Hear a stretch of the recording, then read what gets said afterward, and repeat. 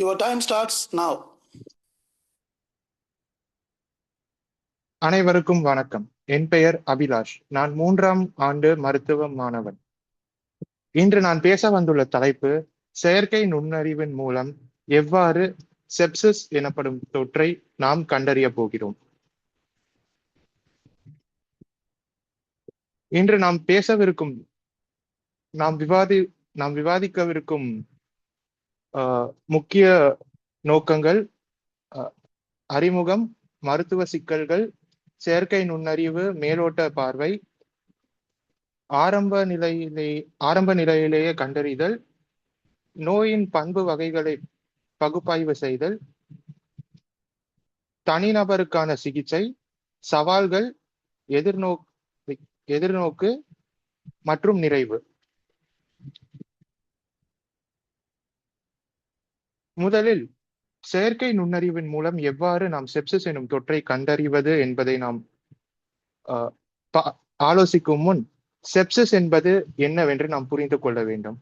Sepsis என்றால் நம் உடல் தொற்றுக்கு எதிராக அதை எதிர்த்து போராடுவதற்காக உருவாக்கும் நோய் எதிர்ப்பு சக்தியானது தனது கட்டுப்பாட்டை மீறி நமது உடல் உறுப்புகளையே, நமது திசுக்களையே தாக்கி அழிக்க ஆரம்பிக்கும். இதன் மூலமாக நமது உடல் உறுப்புகள் செயலிழக்க துவங்கும். உடல் உறுப்புகள் செயலிழந்த பின் நமது மரணமானது நிகழும். முதலில் இந்த செப்சிஸ் என்பது SIR, அதாவது சிஸ்டமிக் இன்ஃப்ளமேட்டரி ரெஸ்பான்ஸ், அதாவது முழு உடல் அலர்ஜி எதிர்வினை சிண்ட்ரோம் என்று அழைக்கப்படும். இதை கண்டறிய நாம்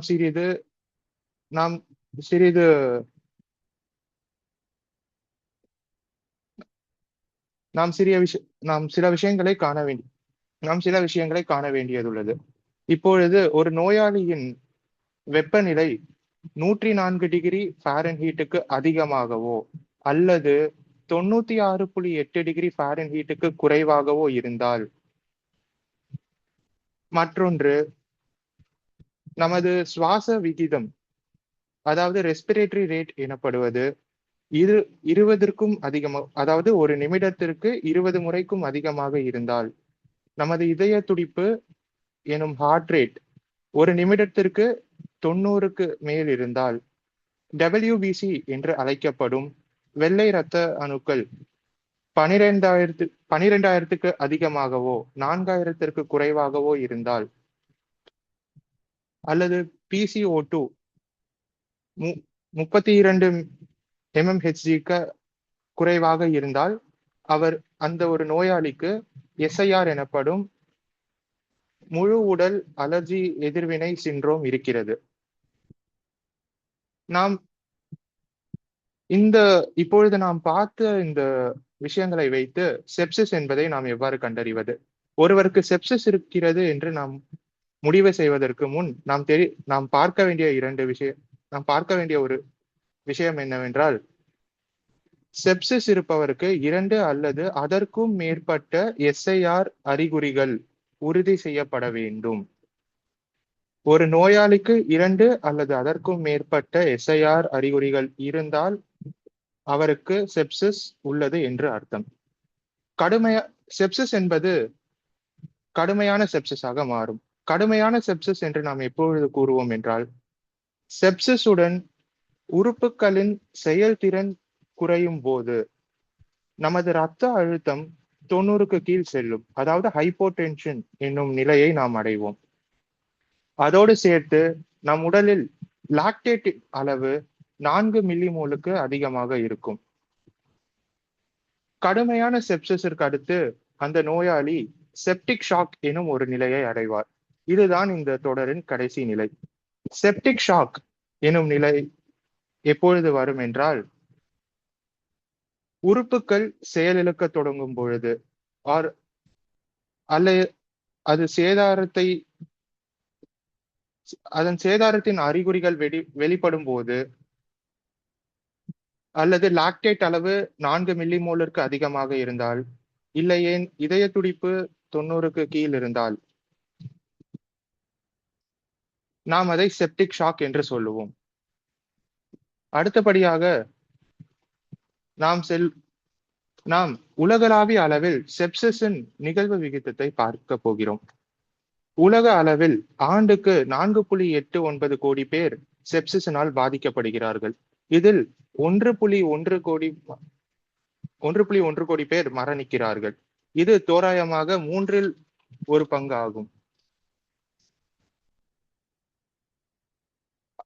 மற்றும் பார்க்க போனால் ஒவ்வொரு 5 நோயாளிகளில் 2 பேர் 5 வயதிற்கு உட்பட்ட குழந்தைகள். அதாவது 5 பேர் செப்சிஸினால் பாதிக்கப்பட்டால் அது 5 வயதிற்கும் கீழ் இருக்கும் குழந்தைகள் 2 பேர் உள்ளார்கள். 85%மான செப்சிஸ் நோயாளிகள் குறைந்த அல்லது நடுத்தர வருமான நாடுகளில் வாழ்கிறார்கள். உலக அளவில் ஒவ்வொரு 5 மரணங்களில் ஒரு மரணம் செப்சிஸோடு தொடர்பு பட்டுள்ளது. இங்கிருக்கும் வரைபடத்தை நாம் பார்க்கும் பொழுது 2015ஆம் ஆண்டிலிருந்து 2026ஆம் ஆண்டு வரை செப்சிஸ் நோய் எவ்வாறு பரவி உள்ளது என்று நாம் காண முடியும். 2015 முதல்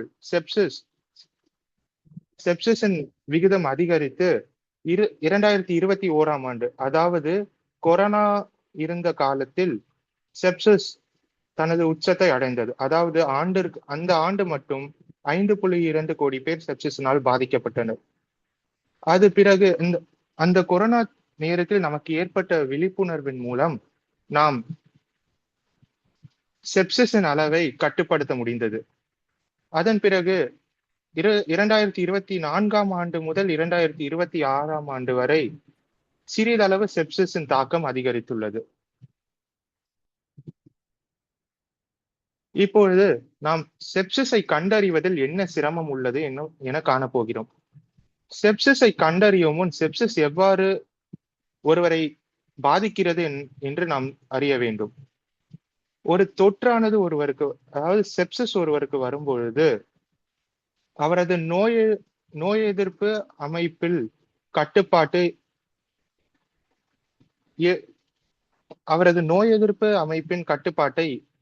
இழக்கிறார். அந்த நோய் எதிர்ப்பின் கட்டுப்பாடானது குறைந்த பின் அவரது நோய் எதிர்ப்பு சக்தி குறைகிறது. அதன் பின் அவரது உறுப்புகள் சிறிதாக செயலிழக்க துவங்கும். உறுப்புகள் செயலிழக்க துவங்கியதும் செப்டிக் ஷாக் நிலையை அவர் அடைகிறார். இதில் நாம் செப்சிஸை கண்டறிவதில் இருக்கும் முக்கிய 2 பிரச்சனைகள்.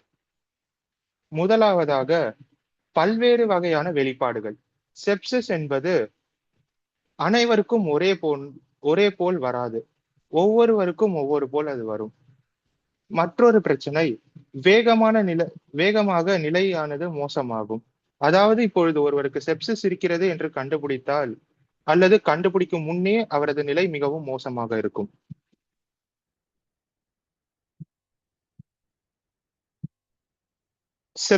செப்சிஸிற்கான அறிகுறிகள். செப்சிஸால் பாதிக்கப்பட்டவருக்கு இதய துடிப்பு அதிகரிப்பு, குறைந்த இரத்த அழுத்தம், காய்ச்சல், உடல் வெப்பம் குறைதல், நடுக்கம், குழப்பம், அதிகப்படியான வியர்வை, மூச்சு திணறல், சிறுநீர் வெளியேற்றத்தில் குறைதல், கடுமையான சோர்வு, வாந்தி, தோல் தடிப்புகள், உடல் வலி ஆனது இருக்கும்.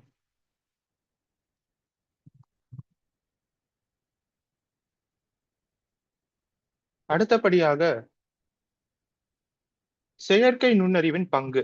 எவ்வாறு செயற்கை நுண்ணறிவு செப்சிஸின் மரணங்களை குறைக்கும் அல்லது தடுக்க உதவும்?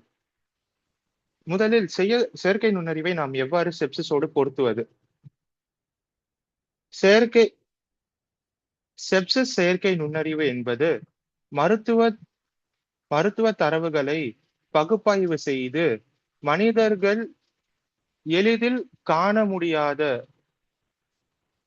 மறைக்கப்பட்ட வடிவங்களை கண்டறியும் நுட்பம். இப்பொழுது நாம் தீவிர சிகிச்சை பிரிவில் ஒரு நோயாளி உள்ளார் என்று எடுத்துக்கொள்வோம். அவரது உயிர் சூட்டுக்கள் எனப்படும் வைட்டல்ஸ் மற்றும் ஆய்வு முடிவுகள் லேபரட்டரி ஃபைண்டிங்ஸ், அதோடு மருத்துவ குறிப்புகள் எனப்படும் கேஷீட் ஆர் கிளினிக்கல் நோட்ஸ், இவை அனைத்தும் EHR எனப்படும் மின்னணு சுகாதார பதிவில் இருக்கும். இந்த தரவுகளை எல்லாம் நாம் AI மாதிரி தரவுகளோடு செயலாக்கம் செய்து அதன் வடிவத்தை கண்டறிவோம். அதன் பிறகு இதில் மறைக்கப்பட்ட அல்லது மருத்துவர்களால் எளிதில் கண்டுபிடிக்க முடியாத குறிப்புகளை அந்த machine learning or artificial intelligence அமைப்புகள் கண்டறிந்து ஆபத்து விகிதத்தை மதிப்பிட்டு நமக்கு கூறும். அதாவது அந்த தீவிர சிகிச்சை பிரிவில் இருக்கும் அந்த நோயாளிக்கு 82% செப்சிஸிற்கான வாய்ப்பு உள்ளது என்று. இவ்வாறு இந்த மதிப்பீடு கிடைத்தவுடன் அங்கிருக்கும் மருத்துவருக்கு ஒரு எச்சரிக்கையானது செல்லும். அதன் பிறகு மருத்துவர் ஆரம்ப தலையீடு அல்லது அந்த நோயாளிக்கான சிறப்பு மருத்துவத்தை கொடுத்து, அதாவது ஆன்டிபயோட்டிக்ஸ் கொடுத்தோ அல்லது திரவங்கள் எனப்படும் ஃப்ளூயிட்ஸ் அவற்றை கொடுத்தோ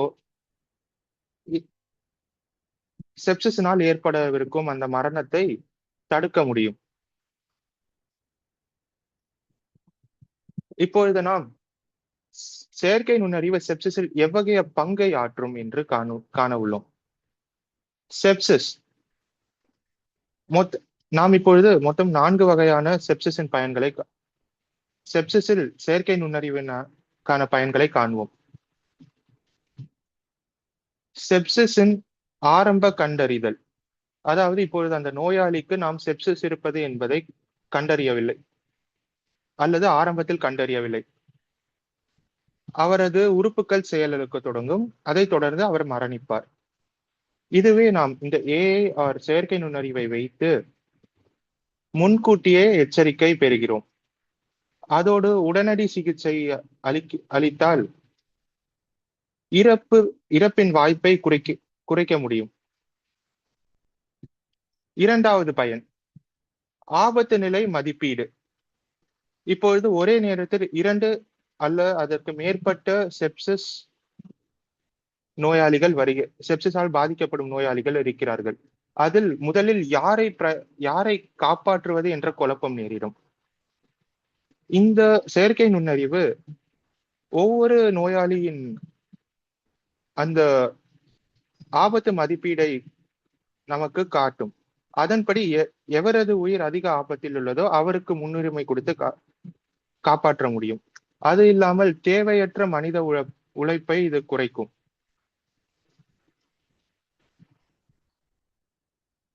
செப்சிஸின் பண்புகள். நாம் இதற்கு முன் கண்டதில் செப்சிஸ் ஒவ்வொருவருக்கும் ஒவ்வொரு வகையாக வரும் என்று கூறினோம். அதை முக்கியமாக 4 வகைகளாக பிரிப்பார்கள். அதிக அலர்ஜி பண்பு வகை, குறைந்த அலர்ஜி பண்பு வகை அல்லது நோய் எதிர்ப்பு தளர்ச்சி பண்பு வகை. 3வது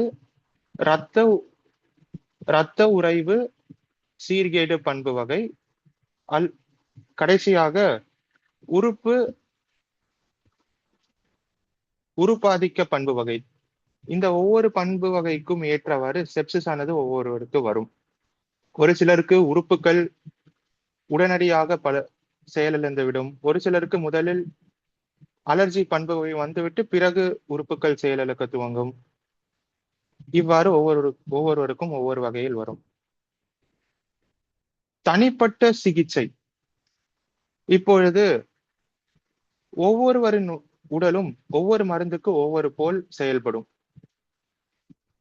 அதன்படி இந்த செயற்கை நுண்ணறிவு அந்த நோயாளியின் உடலுக்கு ஏற்றவாறு மருந்துகளை தர ஆலோசனைகள் சொல்லும்.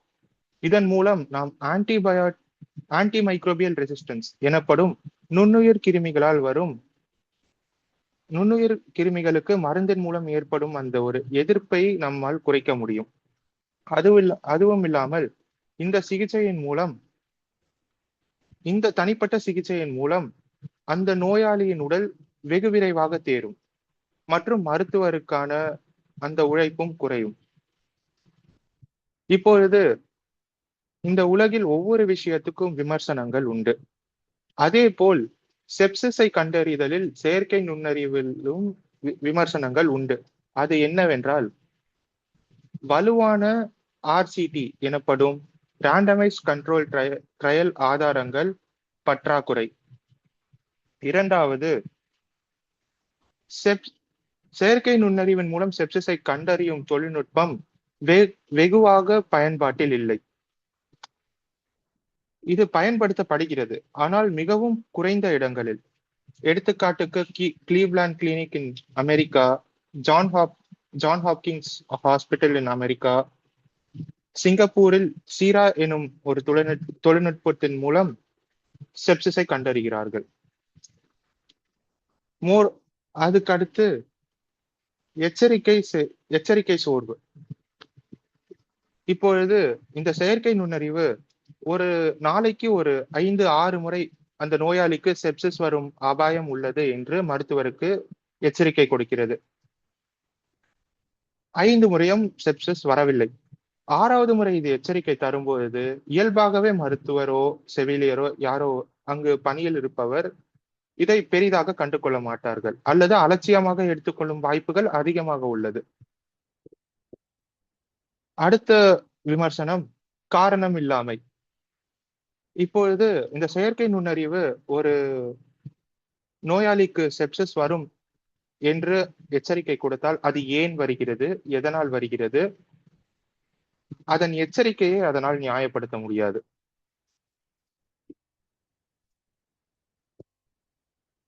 கடைசி மற்றும் முக்கியமான விமர்சனம் சட்ட ரீதியாகவோ அல்லது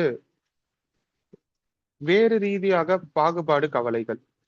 இப்பொழுது ஒரு நோயாளி செயற்கை நுண்ணறிவினால் செப்சிஸின் மூலம் உயிரிழந்து விட்டார். அப்பொழுது யாரை தவறு கூறுவார்கள்? அங்கிருந்த மருத்துவரையா, இல்ல இந்த செயற்கை நுண்ணறிவை தயாரித்த நிறுவனத்தின் மீதா என்ற ஒரு சரியான புரிதலோ சட்ட வரையறையோ இதில் இல்லை. எதிர்காலம், அதாவது எதிர்நோக்கு. செப்சிஸ் செயற்கை நுண்ணறிவின் எதிர்கால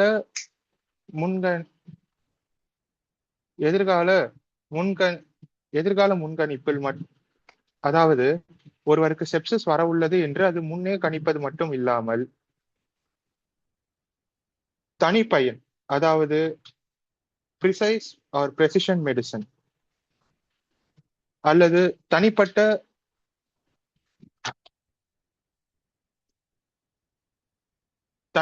சிகிச்சை, இவற்றை அனைத்தையும் மருத்துவருக்கு ஆலோசனைகளாக கூறி மருத்துவருக்கு ஒரு ஆதாரபூர்வமான ஒரு தகவலை வழங்கி அந்த உயிரானது காக்கப்படும். நிறைவுரை. உயிர் காக்கும் தொழில்நுட்பம் செப்சிஸில் ஏஐயின் எதிர்காலம் என்பது நோயை கண்டறிவதோடு மட்டும் அல்லாமல் ஒவ்வொரு நோய்க்கும் ஏற்ற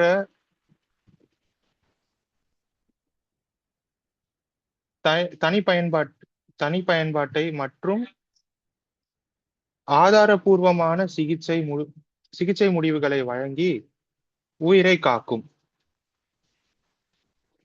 செயற்கை நுண்ணறிவு மருத்துவர்களை மாற்றாது, ஆனால் காலத்தின் அவசியத்தை உணர்ந்து மருத்துவர்கள் எடுக்கும் முடிவுகளை இன்னும் துல்லியமாக்கும். நன்றி, வணக்கம்.